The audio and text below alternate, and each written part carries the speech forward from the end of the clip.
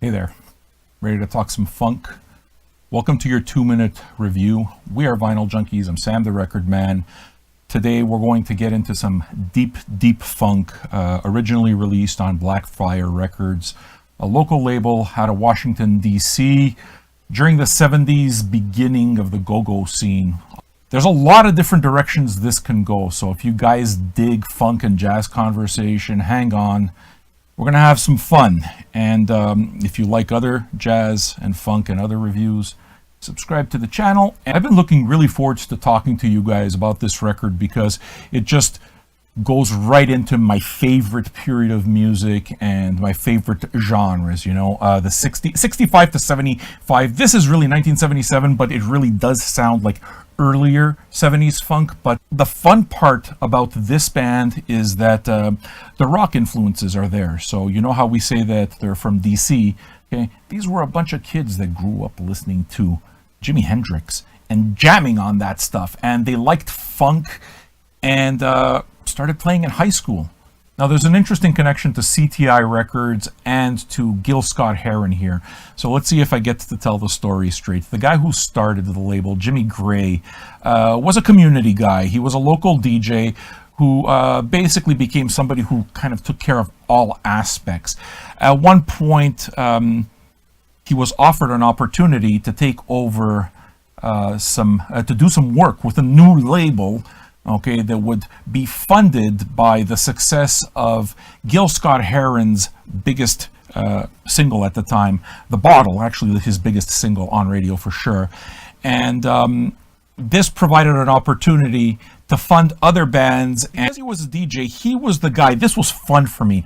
Those of you who collect CTI records, okay, you'll probably notice white label CTI records come out often, right? White label are basically DJ promo or just promo records, stampers, okay? This is the stuff that they give away, okay, as promotion. And you'll notice that if you collect CTI records, they're everywhere. They're not that hard to find. I have a bunch of them in my collection, and it turns out that Jimmy Gray, the guy that started Blackfire Records, is the one who came up with the idea of handing out all of the unsold CTI stock and just giving it as promo to records so that the radio stations can play the music, which would spurn sales, and it worked. Okay, so let's talk about the music and let's see what kind of reference points we can make. I've already mentioned Jimi Hendrix and you know, the fandom that existed around that. You know, if I really had to pinpoint it a little bit more, I would say that in my feeling, it felt a lot more like Eddie Hazel Funkadelic period than it did like Jimi Hendrix, because Eddie Hazel, to me, is the logical progression of where Jimi Hendrix would have been. And of course, Eddie Hazel died too soon. But Parliament was very big into the political scene, but they kind of satirized it a little bit. So if you take a look at the album right there, Chocolate City, you know, they're the ones who named DC Chocolate City.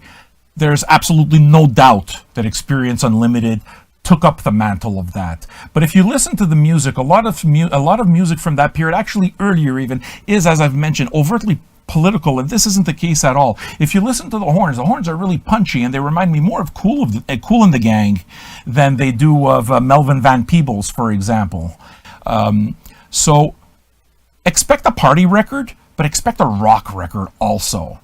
The jams are freaking crazy, and I was really happy to have it because I've known the oneness of Juju for a while, but I didn't know about Experience Unlimited. And for me, I think it's like that for anybody who collects any genre of music. You know, you collect it over a long period of time, and what winds up happening is it becomes what Frank Zappa described his own music as the big note, just this big universe, right? This big puzzle that you just add one piece to another, And for me, the biggest puzzle is 65 to 75, but really it's that funk period. And this Experience Unlimited fits exactly in there. And it fits into the CTI story, and it fits into Gil Scott-Heron. So I love this stuff. This is what I go for. I'm you know, thrilled to say that it sounds great. It's 180 gram vinyl. The liner notes are more than you can imagine. In terms of the art print, look, beautiful, right? This is actually just kind of like a modern graffiti type reworking of the original album cover. So I would say for fans of jazz, funk, and just deep groove, you're not going wrong here. By 77, a lot of this music started veering towards the disco, including Funkadelic for that matter, and Parliament. This doesn't sound like it. This sounds like it could have been recorded during the early 70s. That's my not 2-minute vinyl review.